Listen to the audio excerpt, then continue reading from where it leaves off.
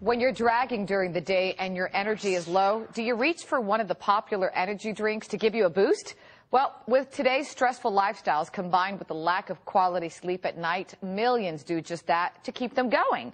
But how safe are these drinks? Here to talk about the hype and the harm is our health expert, Dr. David Friedman. Good morning, doctor. Hey, Christy, good to see you. Energy drink sales in America, it's a multi-billion-dollar industry.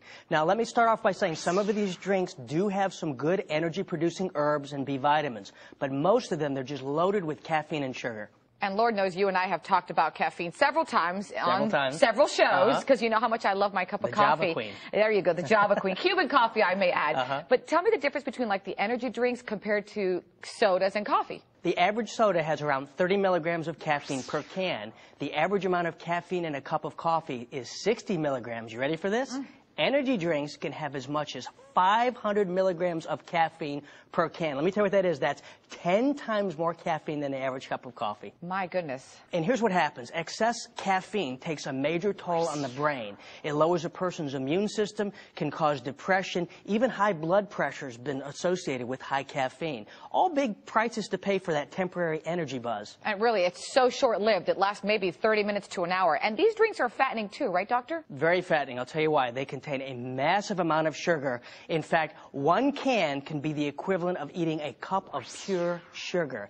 And that sugar buzz you get, that's part of the energy buzz that these drinks give you. You kind of go up, and then all of a sudden you crash down. Yes, exactly. Now, regarding the heart, I've heard they're really not good for the heart. Well, if you look at some of the names of these energy drinks, I mean, they just don't sound good for the heart. Actually, according to the New York Times article, was published in May of 2008, they said energy drinks can lead to seizures that require emergency room visits. Yet energy drinks, they're very popular among teenagers. They're actually marketed to teens and young adults. You'll even find them sponsoring Winter Olympics, UFC fighting, soccer, BMX, even NFL games. It's true. I've actually seen them. And are they actually legal for American athletes? They are legal, but you know what I say? It's the worst thing an athlete can put into their body, and I'll tell you why.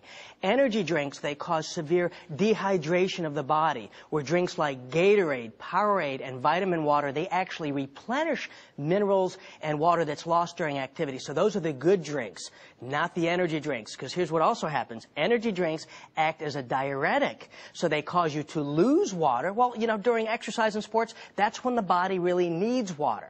And this situation has grown so bad that in 2001, France authorities banned the popular energy drink Red Bull when a young basketball player's death was linked to drinking 4 cans during a game. My goodness. So what type of regulations actually exist?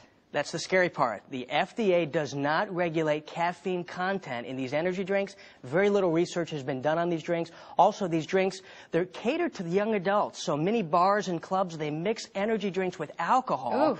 This can be severely harmful. I'll tell you why. There's been reports of people dying from the mixture. According to research published by the Wake Forest University of Medicine, students who consumed alcohol mixed with these energy drinks were twice as likely to be injured, need medical attention, and twice as likely to drive while they're intoxicated. Which is not good at all, my goodness. Not good. Well, what it does is the stimulant properties of these drinks mask the feeling of intoxication. So what this does is it leads a person to drinking well beyond the safe limit. So are there any safe alternatives? I mean, I've never tried one, I'll be honest. I don't need it personally. I'm very hyper. Don't need it. No, you are. Thank you, Dr. Friedman, for being so honest to our viewers. But give me an alternative for someone who maybe wants to find somebody one. that wants to get off these energy drinks, I recommend ginseng, liquid B12, and a cup of green tea. They're great, healthy alternatives that I recommend. What this does is increases your energy without those dangerous side effects.